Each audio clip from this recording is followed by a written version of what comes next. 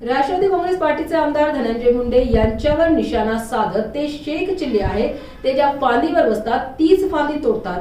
त्यांनी नार्को टेस्टच्या मागणीवरून मागे हटू नये। या चाचणीमधून महादेव मुंडेंचे काय केले, बापू आंधळेंचे काय केले, संतोष देशमुख प्रकरणात नेमके काय केले हे सत्य समोर येईल, असे जरांगे पाटलांनी त्यांच्या कथित घातपात कारस्थान प्रकरणी मंत्री धनंजय मुंडे यांच्यावर कडाडून टीका केली।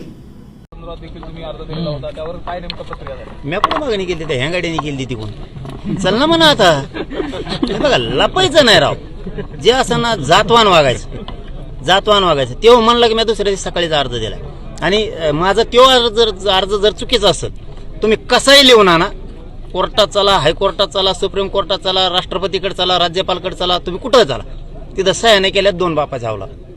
मी शेतकऱ्याचं पोरगा, आम्हाला खरं पडतं, खोटं नाही पटत।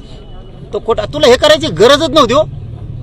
राजकारण चालू असतं, पाडापाड्या चालू असतात, एकमेकाला प्रेस घेणं चालूच असतं, एकमेकाविरोधात भाषण करणं चालू, घातपातापर्यंत चालला तू, आणि ते बी माया।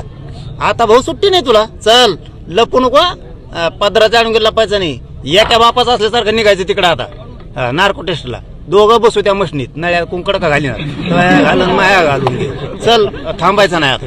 तिसऱ्या आरोपीला अटक केलेली आहे, मात्र त्याचा जो कॉल आहे सीडीआर आहे त्या संदर्भात नेमकी मागणी काय असणार आहे? का तो अटक केलं गेलं पण जी पुढची प्रक्रिया आहे ती व्यवस्थित पद्धतीने सुरू असं वाटतं? ते कोण पोरग आहे ना मला माहित पण नाही, ते कांचन काहीतरी त्या पोरांचं नाव आहे, त्यांनी यांना घरी येऊन नेलंय आणि परळीला नेलंय आणि एक बघा त्याचं एक वाक्य खूप चांगलं आहे त्यातलं, तसे सगळेच चांगले आहेत पण एक आणखीन थोडं चांगलं आहे मुख्य घ्यायला गेलं।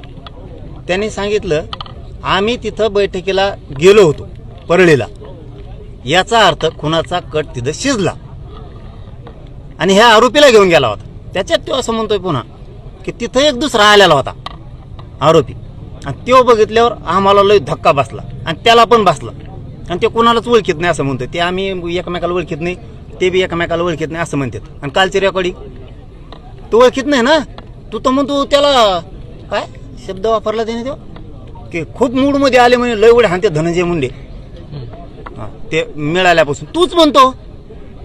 याच्यामुळं ही कट रचल्याला धनंजय मुंडेने स्वतः हे 2-4 आरोपी आणि त्यांनी मिळून त्या रेस्ट हाऊसला हे सगळं शिजलेलं आहे, हे सत्य आहे आणि हे उघड पडणार। आता फक्त अजितदादांनी सांभाळून राहावा, अजितदादांनी खोडा घालू नाही, अजितदादांनी विनाकारण आता बळ द्यायचं कमी करावं, खरं काढावं काय असेल ती, मी तयार आहे म्हणतो ना, मग त्याला काय इथं मंत्री आमदार नाही असं म्हणलं ना तर मग लय गोळ होईल, उलटा सुलटा मी बोलून नाही दाखवतो आताच, मग गोळ होईल।